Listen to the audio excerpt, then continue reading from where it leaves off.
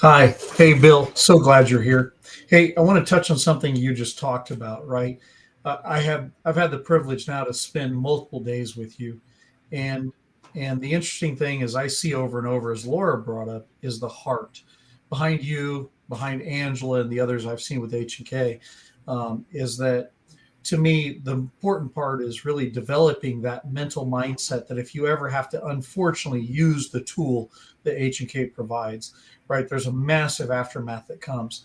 And and and to me, do you mind talking about that a little bit, because that's the biggest passion for me, is if you ever have to use this tool in defensive life, the consequences are big there. So though shooting guns is fun and training with them is a lot of fun, the actual application of the use of those beyond hunting and beyond sport is really quite an event on a humanistic level.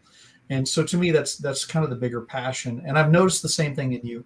Do you mind talking about that? How you've seen Sure. through your training and through others, how preparing for that aftermath is just as important as learning to use the gun itself?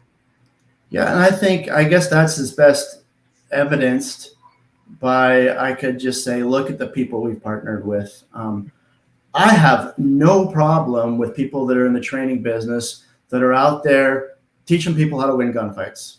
Yeah. I think that's great. God bless them.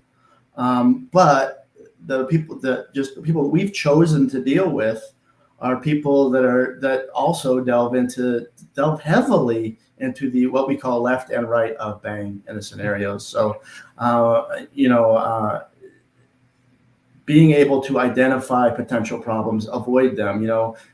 So we really like trainers that teach avoidance, deterrence, de-escalation, and then having somewhere with all if things were to go bad and then shooting were required, that they have an education and just what to say on the 911 call and um, yeah, I think I'm proud of the product we make, and when we hear stories about people that have used the product we make to defend their lives, and I'm proud of that.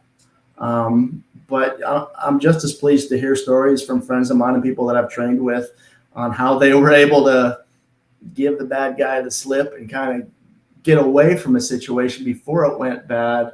And I don't think there's an incongruity there. I think that as a brand we can say, hey, we're selling a fire extinguisher here. It's a good one, but we hope you don't ever have to use it. But if you do, it might as well be a really good one just in case.